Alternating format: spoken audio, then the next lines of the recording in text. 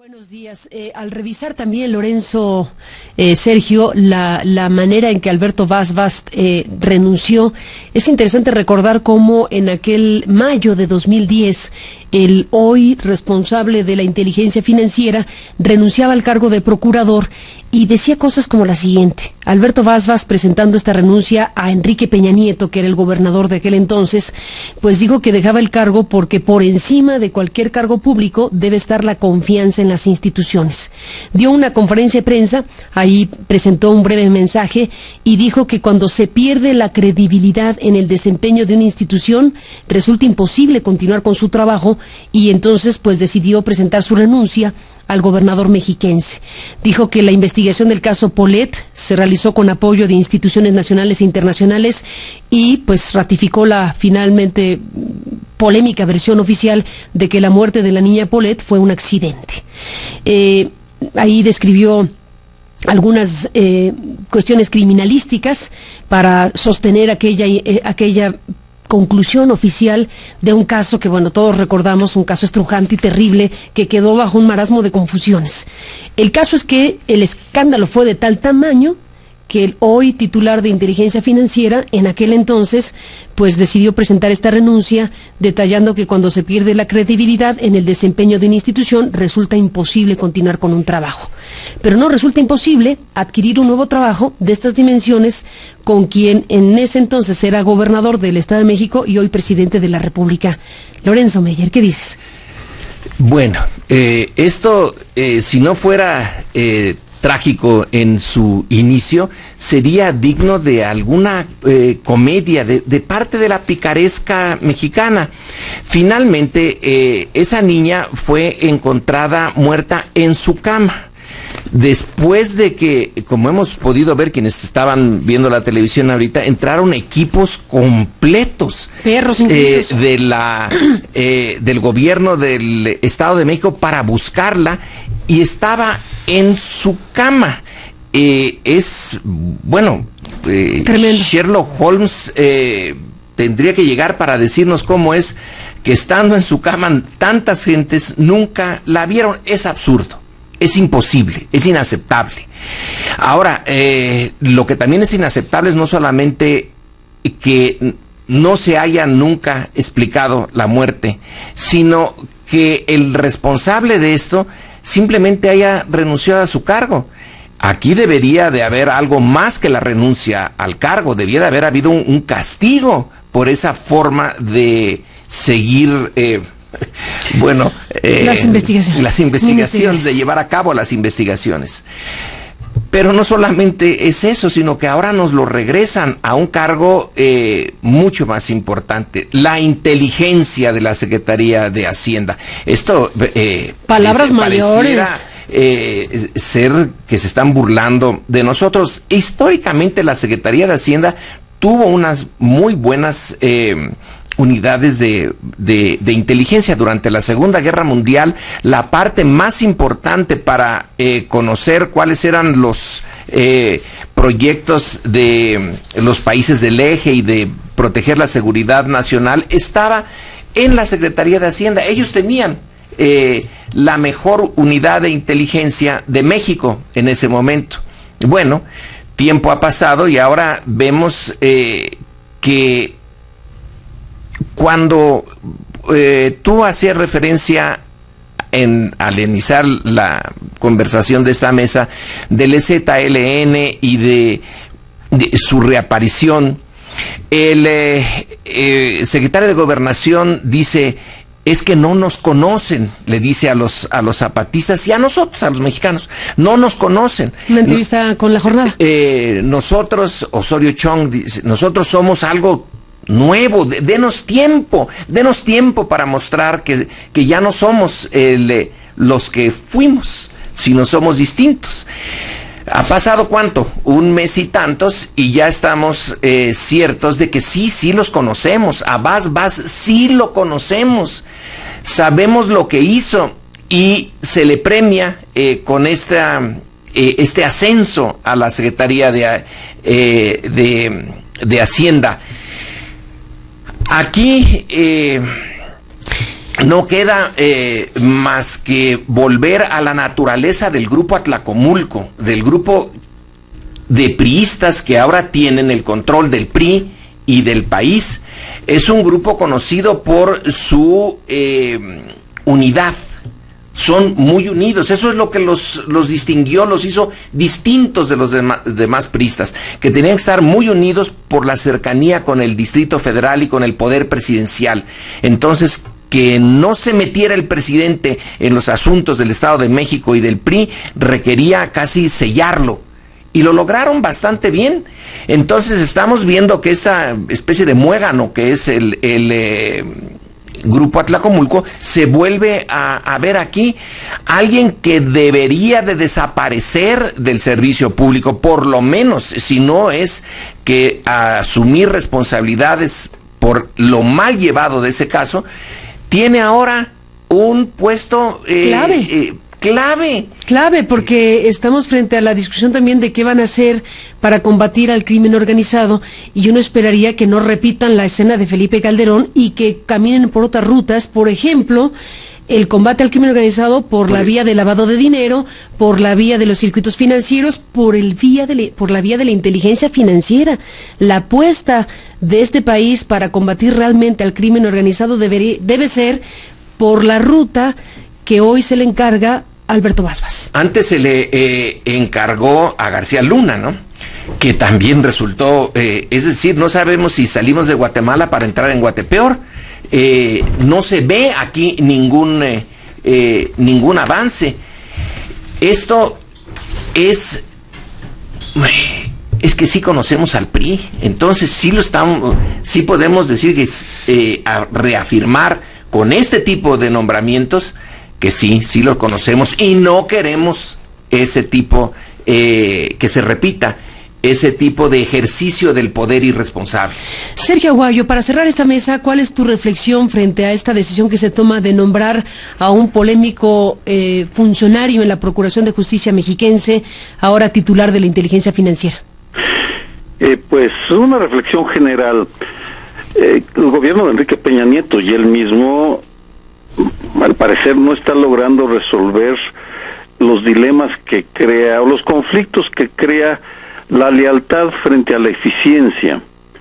Porque si uno revisa los segundos niveles de algunas secretarías de Estado, es notable que Enrique Peña Nieto está pagando cuentas pendientes.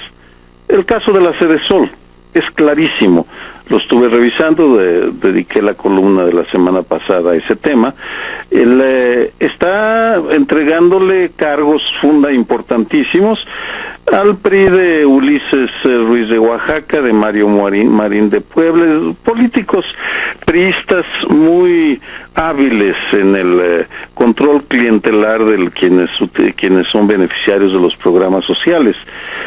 Ese rasgo pues creo que va a reñirse con las promesas de eficiencia, porque el caso de Vaz, además de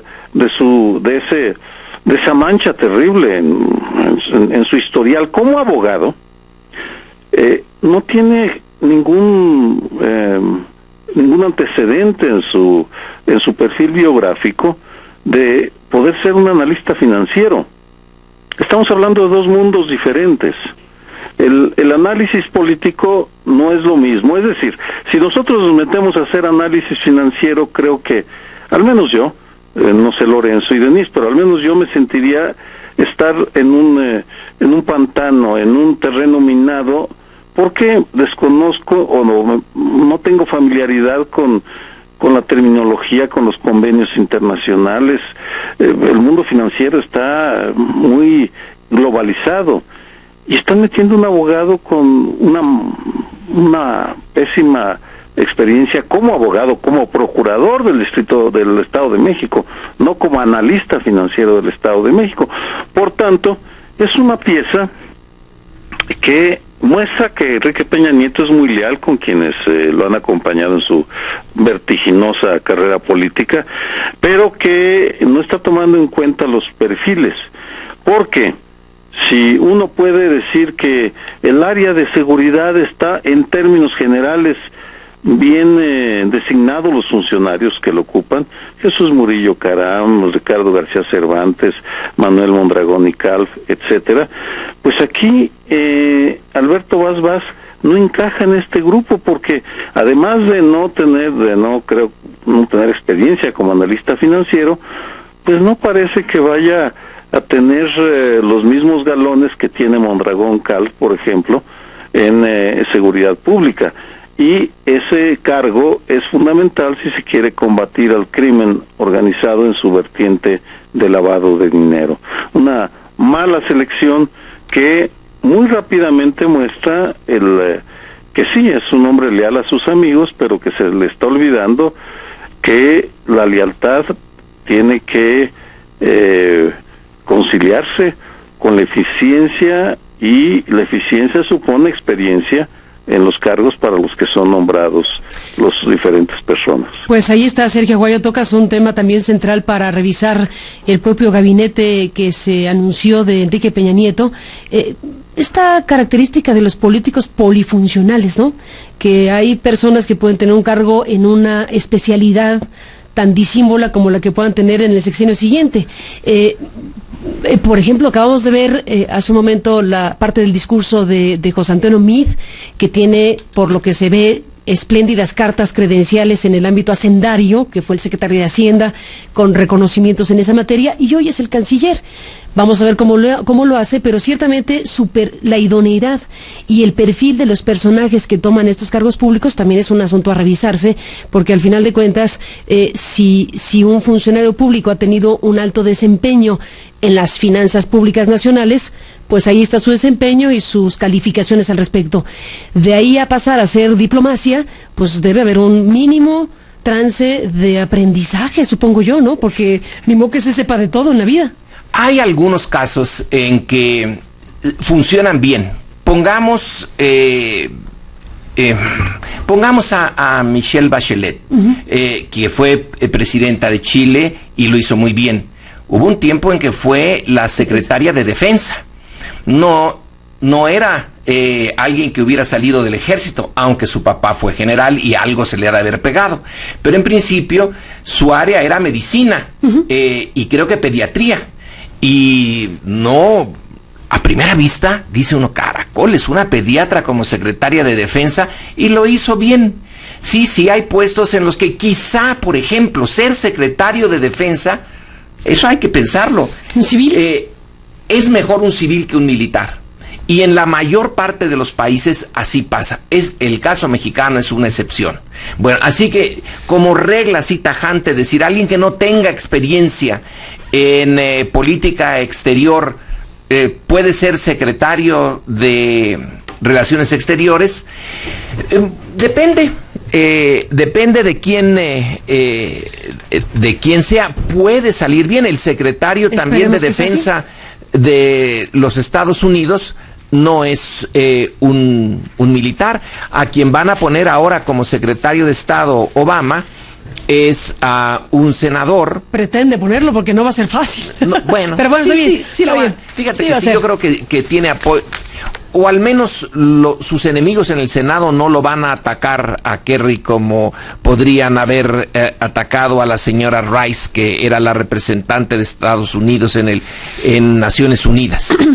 Pero hay que tomarlo con mucha cautela, y cuando hablamos de inteligencia, es que esto no podemos dejarlo pasar, es un área de inteligencia, y alguien que no pudo descubrir el cadáver de una niña que estaba en su cama después de semanas de estarlo buscando, o no tiene inteligencia, pero es decir que le falta absolutamente todo en inteligencia, o algo peor.